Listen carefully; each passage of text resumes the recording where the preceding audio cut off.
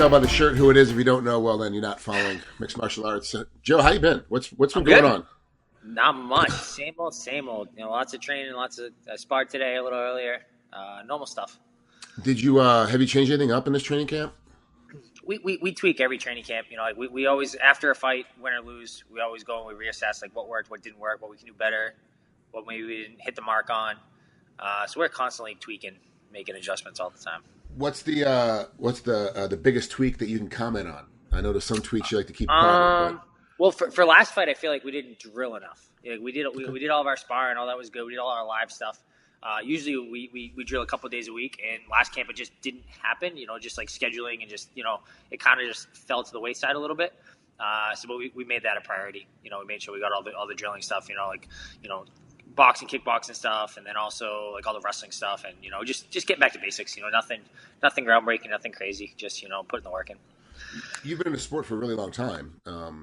Is your motivation still there, or is it kind of filtered other places? And I've heard some other athletes as they get into the sport a little bit longer, like, motivation is gone, but I just go back to the grind where I know I've got to be at practice at 9 a.m. and I have to be at practice at 3 p.m. and everything kind of takes care of itself.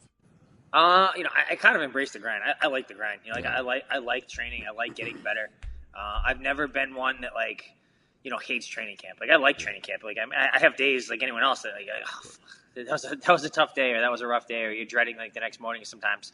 But overall, I really, really enjoy training camp. I like having a goal. I like having a focus. I enjoy it. I don't feel any different about it now than I did when I started. Is there a training camp, or not training partners rather, excuse me, that you're like, hey, I really need you to come in, and they're not showing up because they've lost their own motivation, which means your camp gets a little offset because you really need their style, their technique for that camp? That happens sometimes. My guys are all super helpful though. I have a really good core group of guys that they like coming in and training, and Joe Proctor. He had a couple fights in UFC. Yeah. He came in and sparred with me today, and honestly, I haven't seen Proctor in the last probably 6 months, except for when he's come in and helped me spar. They make it a priority. They get in here, they help me train. But it definitely, we try to get very specific every sparring session in particular about having the right guys there and getting them scheduled and stuff like that. So if I ask my guys to get here, they'll get here. Is there you feel like you're getting pulled in too many different directions because you have your own gym? I mean, obviously Yep. You've got and with the gym, it's not just I'm showing up, I'm teaching class, I'm going home, but you still have the books, you still got to keep the lights on, you got to pay the bills, you got all that stuff going on. During training camp, has it become harder to deal with all that, or is it easier because it's just part of the regimen? For me, I like having a lot of things going on at once. I like, balancing. I like the balancing act of dealing with 5 or 6 things at a time. It kind of keeps me from making it feel tedious, I guess, by just constantly changing things up. But my gym is great because it runs itself for the most part. I'm here, I run all my classes, but as far as getting the electric bill paid and all that stuff, I got people that just deal with all that stuff because it sucks as an owner if I try and do extra when I'm not in camp. I always have to take it away. People don't look at it as extra of me being there and giving them extra. It's they just look at the fact once I start camp, I take it away. So even all the classes I teach, I teach them throughout camp. It doesn't change. Oh, okay. Because it's almost it's a warm up for me. It's how I get going for the day. I'll teach my grappling class, and then whatever I want to work on for this fight camp, we're going to work on in that class. And it's kind of almost built in drilling. So it never detracts from my camp. Okay. Everything just kind of, I try to build everything around to kind of help it out a little bit. Let's talk about Chris, your opponent. Give me your first thoughts on him. Your first initial thoughts on him when you got the phone call. Before you started looking at tape, before you started doing the real research on him, what was your first initial thoughts when they said, "Hey, look, we want you to fight this guy"? So I'd heard the name, but I didn't know a whole lot about him. Once I went, once I looked him up a little bit, I had a better idea, who he was and jogged my memory. I think he's super tough. I think he's an example of Chris Leben 2.0. Okay. I don't think Leben was ever the most overwhelmingly powerful wrestler or jiu-jitsu or striker, but he was super tough and he was tough to take down, and he was just he just got after it. And I kind of feel like he's kind of from the same vein a little bit as a Chris Leben. So we'll see. Chris Leben, if you talk about Chris Leben 2.0, Chris, had a great ground game. He had a great top game. Yep. He had a great stand-up. But like you said, he wasn't extremely technical, but he was tough as balls. And you'd hit him 17 times, he'd ke'd coming forward. And eventually he'd catch you with something. I think the only time I saw that didn't really work for him is when he fought Anderson Silva. Yep. and Anderson just found a better way. And of course, when Anderson was in his prime, he found his length and his distance Yep. to be able to catch him. Uh, what's the game plan coming in for this one? Is it the same normal Joe game plan? I'm gonna see what they get thrown at me. I'm gonna try and figure it out, or do you have another side of game plan where you're like, okay, I know what this guy's gonna do because he is Leben 2.0, and I'm gonna have to adjust, to this position, and this is where I'm gonna catch him. For every fight, we have, there's a lot of different, kind of like there's plan A, there's plan B, plan C. Mm-hmm. So we have different things we're going to focus on. But for the most part, I mean, every fight, like I want to take guys down. I feel like I pretty much always have an advantage on the ground. So like every other fight, I want to take him down. Now the trouble becomes sometimes about getting the fight there. If I shoot a takedown too early and don't set it up well, it doesn't go so well. You got to throw some punches to set it up. Maybe I got caught setting it up. It's just it's always tough. But I feel like we can beat him with a punch on the feet.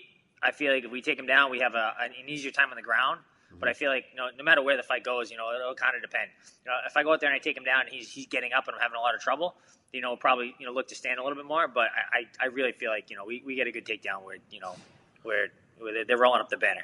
Now, and forgive me if I don't remember it, but has there ever been a time where you're like trying to get this to the ground, and you knew if you got to the ground, you're going to finish the fight? We basically just had a jump guard or do some bad takedown on purpose to let them sprawl out so you can suck them back in again? I haven't needed to do that yet, but I would 100% do that. Like I would never, Okay. I would never like shy away from that. That was something I'm confident on my ground my ground game. I don't care. Jump in my guard. I really don't care. I would have no problem, shooting a shot and have it not being the best shot and like pulling half guard or pulling guard or something that would never be like that would be like a plan B or C for me. That wouldn't be like a plan, Z or something. That's not the end of the list. That's. But we've never had to get there. We've never really had to, pull. But I would do that in a heartbeat. Like that would never scare me away. What's the toughest thing for you? Because obviously the ground game for you it seems to be very natural now. So it can't be that hard when you're drilling or that tedious when you're going through it. Is what's more tedious for you, wrestling or your boxing, kickboxing game to learn in training camp for new stuff? None of it's super tedious to me because we always have things we're working on. There's days where wrestling sucks. Yeah. You know what I mean? Like there's days because wrestling is it's a tough sport. Like you're jamming your finger, you're hurting your knee, you're doing this, your back is sore, your neck is sore. So that stuff, is kind of a pain sometimes. Sometimes on boxing, when you just, you throw a punch and it just lands a little funny and your hand is sore. So that part can be kind of annoying. None of it is like mind-numbingly tedious though to me. Sometimes it's just kind of dealing with, injuries and bumps and bruises and stuff like that. But, if it wasn't for like getting sore from doing stuff, like I would just be here drilling like 12 hours a day, like all day. Like I really like since I was a little kid, I always like doing like tedious stuff. I like, doing like you sorting things or whatever. Like I like doing that kind of stuff. I always like math, I think that, like stuff that other people find kind of tedious, I kind of like. What do you do for recovery? Because it's obviously you still like drilling and you're drilling at a high level, but you're still going to get, like you said, sore and fingers and knees and ears and all sorts of crap getting beat up. So what do you do for recovery to keep your body? I'm icing all the time. I'm always drinking tons of water. I go to the chiropractor. I go get massage. I pull out an Xbox. Got to keep, for me, I kind of like that just because it kind of lets me just kind of zone out. It's better than just sitting on the couch and doing nothing. Kind of at least exercise your brain a little bit. But those are big things. I think that a lot of people they think things are going to magically get better. It's like, I'm just going to take it. I'm going to rest for a day or two and it's going to get better. It's like I don't. I mean, like that'll help a little bit, but I think that you can definitely be more proactive. Like sometimes doing like a light lift, I think is really really helpful. Sometimes your back's bothering your knee or something like that. Like doing some really really light lifting, I think is really good. So we try to whatever is bothering me at the time, we'll go and do that. Like I got a couple of different PTs that I see for different things. They can get me in in a rush in a hurry. So I really think that a lot of guys kind of take care of themselves. They think that I missed 2 days of training, I should be better now. It doesn't work like that. Are you a 7 day a week guy? Where I talk to a couple of fighters now, they're like, I work out every day. But of course, like for example, the second workout on Wednesday is like you're at a massage or you're at your PT session. Your workout on Sunday is like riding a bike or stretching or like you said, doing a light lift. Like it's not strenuous. It's like a rebuild day, but they're still working out 7 days a week. Are you that kind of guy? Or you still take a full day off? So no, I'm usually 6 days. Sundays I do like nothing. I do like nothing. I might ice or something was bothering me, but it's really like a rest day for sure. But I have like Monday's a really hard day for me. Okay. Tuesday's a really hard day. Wednesday is like it's hard, but it's all in the morning. Okay. So then I have all of Wednesday afternoon. I have all of Thursday morning to rest. Okay. Then I train really hard Thursday night. I train really hard Friday just for the first half of the day. I have the afternoon off, and then I train really hard Saturday morning. So I get and then I'm off on Sunday. So I have like a day and a half off, So I think it's like super important. I think that, some guys are like, oh, if you're not, killing your body, you're not training hard enough. And I don't think that's the case. So I think you have to be in shape. I think you got to be smart about what you do. Yeah. But I try to have like 200% days, 270% days, and 250% days. Okay. And just, kind of space it out. Sometimes I'm kind of at the mercy of everyone else's schedule sometimes. Like if my wrestling coach can't get here till, like I wrestle on Mondays and Wednesdays at 3:00, right? So I'm kind of, he's got a real job. He works at a school. So I can't get him until 3:00. I would love to be able to wrestle at, noontime or 11 a.m. or something like that, but it doesn't work. So I end up, having like more of almost a full day on Monday and Wednesday is like kind of front loaded. But it's just it's the reality. You can't always have this ideal perfect situation, and schedule. You got to kind of deal with everything else. So let's change gears for a second. Let's talk about your brother Dan. What's going on with him? Dan's good. So Danny is super talented, but he was always like his own worst enemy. He was always the guy like trying to get through a fight camp, like training like as little as possible. He always wanted to spar, always wanted to train hard, but he never really wanted to do like the drilling and that kind of stuff. And I'm not saying everyone has to train the way I do, right. but I think you need to do it a little bit more, But he hasn't really been training a whole lot. He just had a bunch of bad luck. He broke his foot like a year and a half ago, and then he fought definitely too soon. He couldn't even do like footwork. His foot was still banged up still, but he fought anyways, and then he got a broken arm in the fight because he's checking a kick. So just like he's no plans that I think of right now fighting, but now that I say that, he'll probably be like, oh, F you, I'm gonna take a training camp and I'm gonna fight in 2 months. So who knows? Yeah, and it could be this interview that makes him want to get into a training camp, and that's how Dan goes. It really could. Like, I really don't want to fight. Joe just said I wasn't in training camp. Okay, I'm in training camp now. Like, dude, come on, man. That is the entire story of Danny's life. I'm like, oh, you need to train more. He's like, I'm going to train less. I'm going to train less and I'm going to win. Like, okay. All right, and it works for a while. It works. Yeah, it works. It works for a while. Yeah. Yep. Oh, jeez. Well, man, Joe, thanks so much for coming out here. I appreciate it. I know you just got done sparring today, so it's been a long day and it's time to get some rest in. So, good luck, man. This fight's gonna be great.